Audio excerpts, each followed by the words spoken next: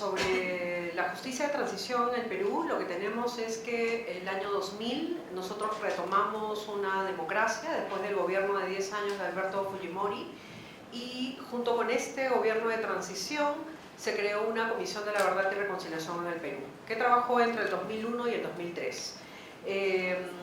Esta comisión tenía como función realizar una investigación exhaustiva sobre los 20 años de violencia en el Perú. El periodo fue marcado entre 1980 y el año 2000 para investigar los crímenes de los principales actores políticos, Sendero Luminoso, las Fuerzas Armadas y Policiales, comités de autodefensa y otros actores que intervinieron. Tenía la función también de documentar los hechos ocurridos, identificar y estudiar a los principales actores políticos y sociales, señalar y analizar responsabilidades y proponer recomendaciones para la reconciliación nacional. Su mandato era bastante amplio, no tenía poder vinculante, solamente recomendar, y lo que produjo, además, para su trabajo como estrategia, lo que utilizó fue investigación documentada en base al trabajo que ya habían realizado los organismos de derechos humanos durante los 20 años de violencia, y también los medios de comunicación que contribuyeron con muchas pruebas documentales, pero además recurrió al estudio de casos emblemáticos e historias regionales. El Perú todavía es un país centralista, a pesar de que tenemos un proceso de descentralización desde hace 10 años, y no se conocía mucho lo que había acontecido al interior del país. Tiene una población indígena y amazónica, andina y amazónica, fuerte también, pero casi toda la propiedad y las decisiones están concentradas en la capital, en Lima. También como una manera de colocar la centralidad de las víctimas, el derecho de las víctimas, como señala los mecanismos de justicia transicional, se realizó un recojo nacional de testimonios directos. Se recogieron más de 16.000 testimonios a nivel nacional. El Perú tiene una población casi de 28 millones de habitantes. Y se realizó un programa de audiencias públicas que se tomó el modelo de Sudáfrica para reconocer a las víctimas, porque era la primera vez que muchas de ellas hablaban ante el Estado peruano. La Comisión de la Verdad fue creada por el Estado peruano, y igualmente dejó un plan nacional de exhumaciones, documentó y entregó pruebas y testimonios, pruebas judiciarias, y entregó 43 casos que podrían ser judicializados al Ministerio Público. Finalmente entregó un informe final que está documentado en 9 tomos, un poco parecido al grosor de los informes de Brasil, y un informe visual, Yuya Napak, para recordar, que es el informe visual que se ha hecho sobre la comisión, sobre la violencia, y que aún permanece abierta como una exposición pública en el Museo de la Nación. Se puso creativa la Comisión de la Verdad en el Perú y logró documentar y entregar casos judicializables, a pesar de que no tenía efecto vinculante. En ese marco de regreso a la democracia y de reconstrucción de las instituciones políticas y estatales, que habían sido básicamente atravesadas por la corrupción y por la violación a derechos humanos, se inició también una presión de los organismos de derechos humanos para que se reabran casos o se inicien, y además hicieron un pedido de apertura a los archivos de las Fuerzas Armadas y el cierre de la justicia militar. El Perú tiene un fuero militar policial.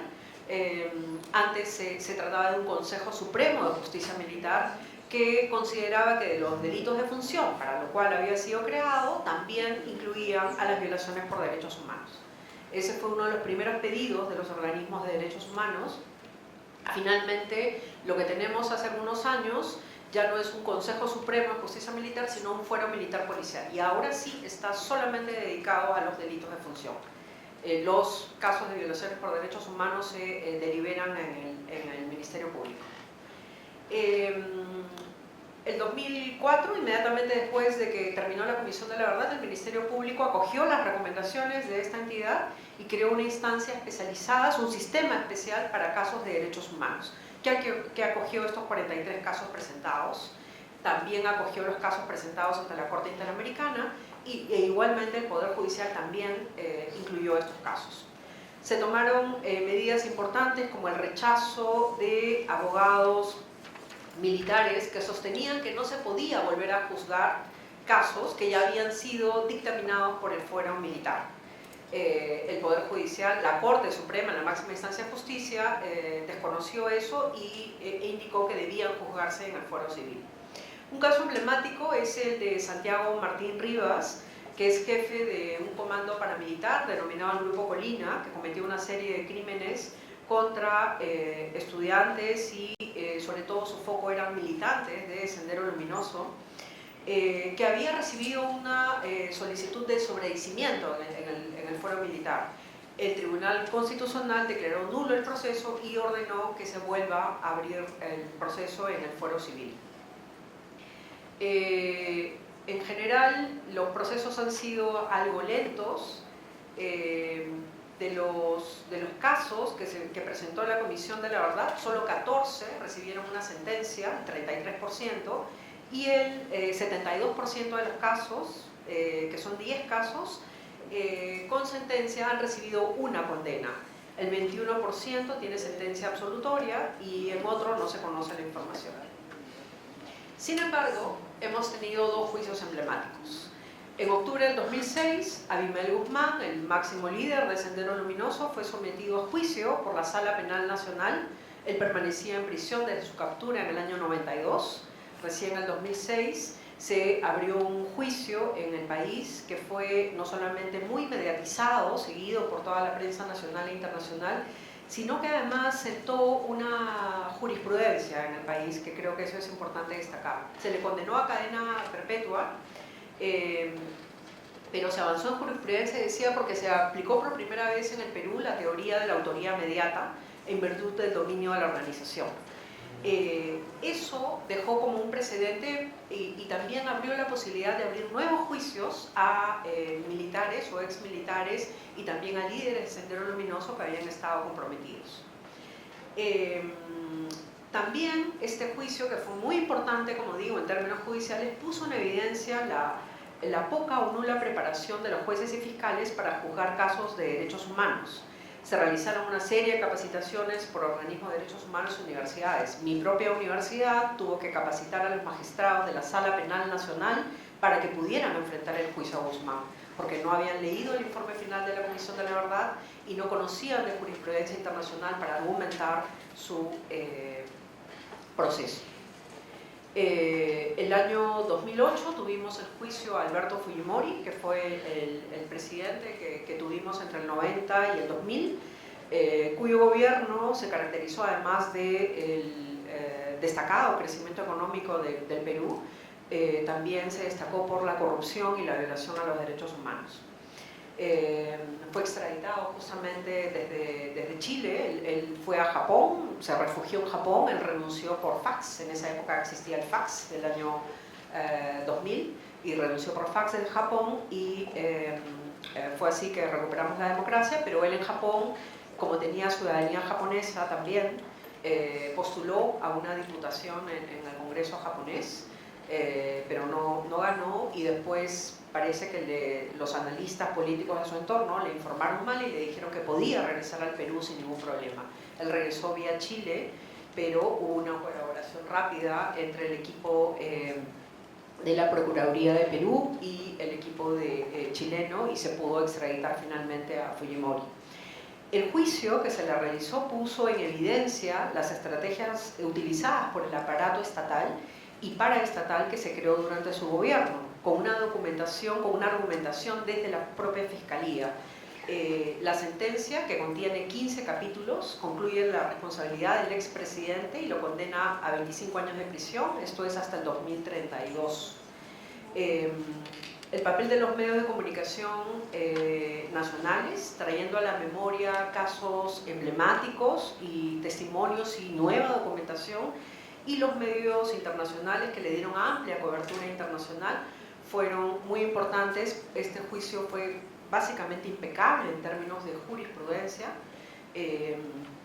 y se hizo sobre todo en democracia, cuidando la institucionalidad de la justicia en el país.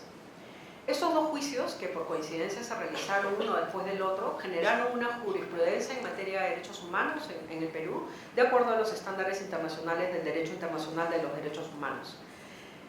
Sin embargo, el mismo día que se dio la sentencia a Fujimori, los seguidores de Fujimori, actores políticos, tanto manifestantes ciudadanos como actores políticos con impacto, iniciaron una acción política directa contra los miembros de la Sala Penal Nacional, en contra de lo que había dejado la Comisión de la Verdad y su narrativa, y en contra de todos los sectores involucrados, organizaciones de derechos humanos, organizaciones de víctimas, jueces, fiscales y medios de comunicación.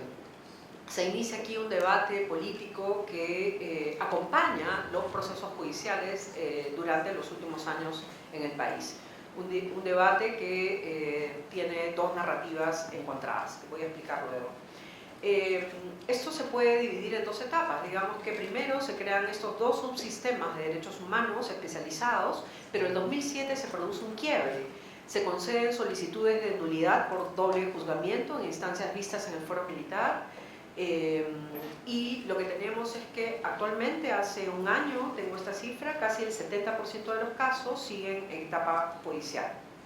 Hay algunos casos emblemáticos, como las ejecuciones y desapariciones en el cuartel Los Cabitos de Ayacucho, en la sierra sur del país, que han tenido algún tipo de atención, porque aunque los militares lo negaron y no se ha abierto la documentación de los archivos militares, se han encontrado restos humanos en el terreno y aún permanece uno de los hornos donde se incineraban los cadáveres, ¿no? Entonces esto es una evidencia flagrante.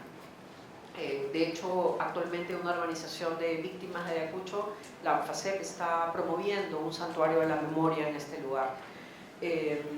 O el caso Acomarca, cuyo responsable principal fue señalado durante 20 años por la narrativa de los organismos de derechos humanos y la de los medios de comunicación como el principal perpetrador, un exteniente, Telmo Hurtado, que estuvo al mando de una masacre en una comunidad, en Ajomarca, en la sierra sur del país, donde incluso fueron asesinados niños, con el argumento de que cuando fueran grandes iban a ser de Sendero Luminoso.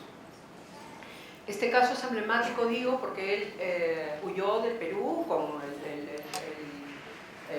respaldo de la Fuerza Armada y no regresó nunca más, nunca se supo de él. Yo he crecido con ese mito de Telmo Hurtado, y hace un año lo extraditaron desde los Estados Unidos.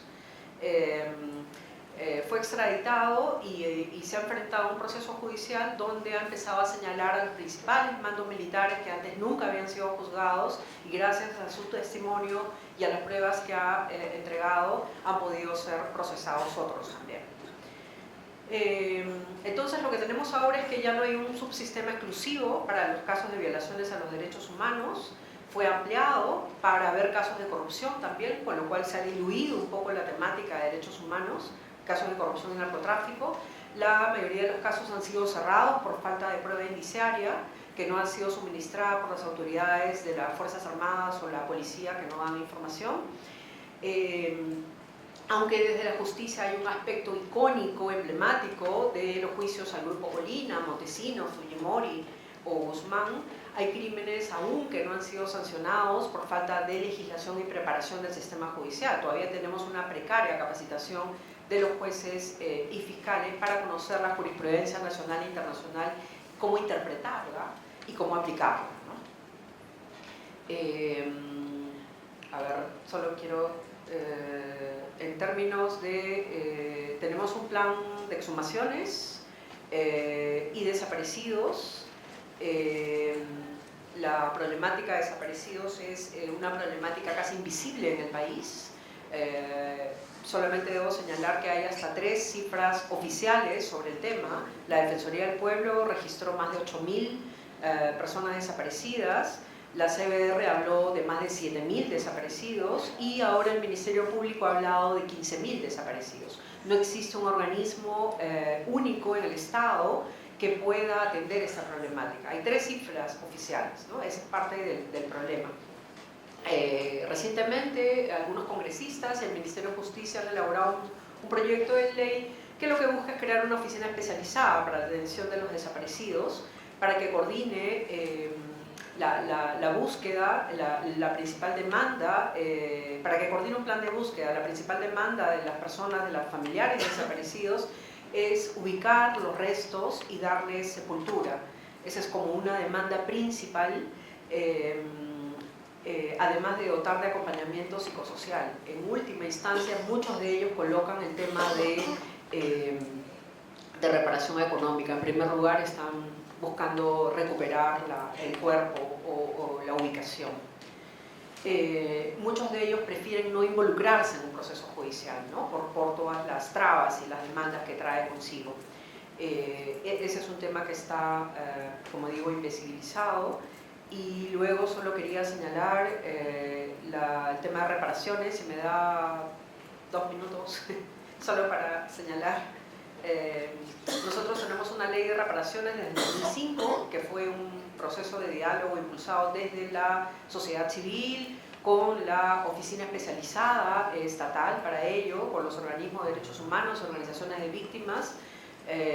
Fue un proceso también medio de negociación. Finalmente tenemos esta ley que define quiénes son víctimas, que esa es toda una discusión además, quiénes pueden ser consideradas víctimas, excluye de frente a los miembros de las organizaciones subversivas por considerar que no pueden ser víctimas, con lo cual hay discrepancia, pero eso dice la ley, e incluye como víctimas directas a los miembros de las Fuerzas Armadas, Policía y Comités de Autodefensa, muchos de los cuales cometieron violaciones a los derechos humanos. Y encarga crear un registro único de víctimas.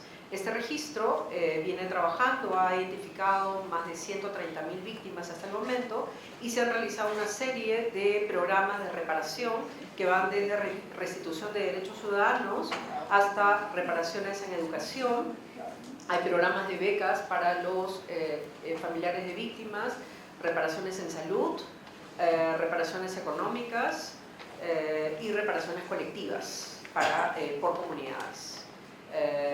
Y además hay reparaciones simbólicas, pero lo voy a dejar ahí porque tengo un pedazo más largo. Gracias.